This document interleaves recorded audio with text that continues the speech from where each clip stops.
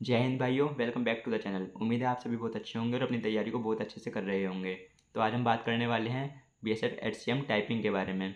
और मैं आपको बताऊंगा कि जो 2023 में मेरा रिटन क्वालिफाई हुआ था, रिटन क्वालिफाई होने के बाद भी मेरा फाइनल सिलेक्शन क्यों नहीं हो पाया, मैंने क्या गलतियाँ करी। पिछली बार जब 2023 में ये वैकेंसी आई थी तो उस टाइम ये वैकेंसी बहुत कम थी, मतलब 312 के आसपास वैकेंसी थी। टोटल 323 थी, जिसमें से 11 वैकेंसी आपकी एएसआई की थी और 312 वैकेंसी जो थी आपकी एचसीएम की थी। और ये कुछ टाइम बाद बढ़ के 360 हो गई थी, लेकिन एएसआई की वैकेंसी सेम रही थी। तो जब ये वाला एग्ज़ाम हुआ 17 और 18 जून में हुआ था एग्ज़ाम, मेरा 18 जून की फर्स्ट शिफ्ट में था। तो जब इसके बाद 7 8 से 10 दिन बाद आंसर की आ गई थी। आंसर की में मैंने चेक करा था तो मेरा रो स्कोर 83 बना था। तो स्कोर देखते हुए और जो वैकेंसी थी उन्हें देखते हुए मैंने टाइपिंग थोड़ी कम कर दी, क्योंकि लग नहीं रहा था कि फ़ाइनल हो पाएगा उस हिसाब से, क्योंकि जो रो स्कोर था वो कम था वैकेंसी के हिसाब से, ऐसा लग रहा था मेरे को। लेकिन जब रिजल्ट आया, रिजल्ट में देखा मैंने 92.61 मेरा जो नॉर्मलाइज स्कोर बना।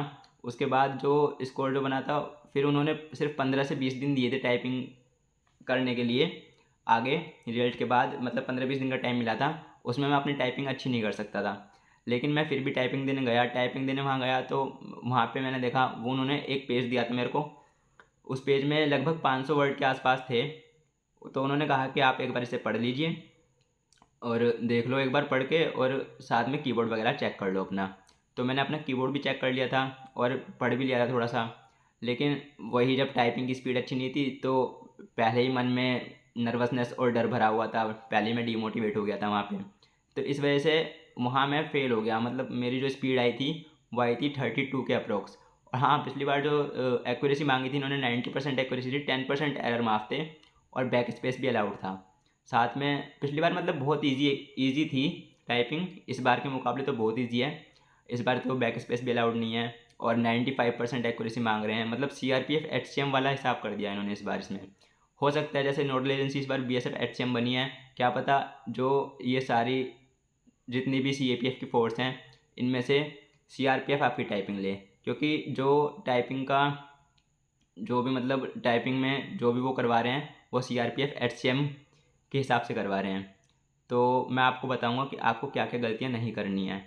सबसे पहले तो आपको अपनी टाइपिंग स्टार्ट कर देनी है अभी से ही। टाइपिंग में बिल्कुल भी मतलब ढिलाई नहीं करनी है कि हमारी तैयारी अच्छी नहीं है या हमारी रिटर्न क्वालिफाई होगा नहीं होगा। पिछली बार मेरे से यही गलतियाँ हुई थी, जिस वजह से मैं मतलब फाइनल तक नहीं पहुंच पाया अपने।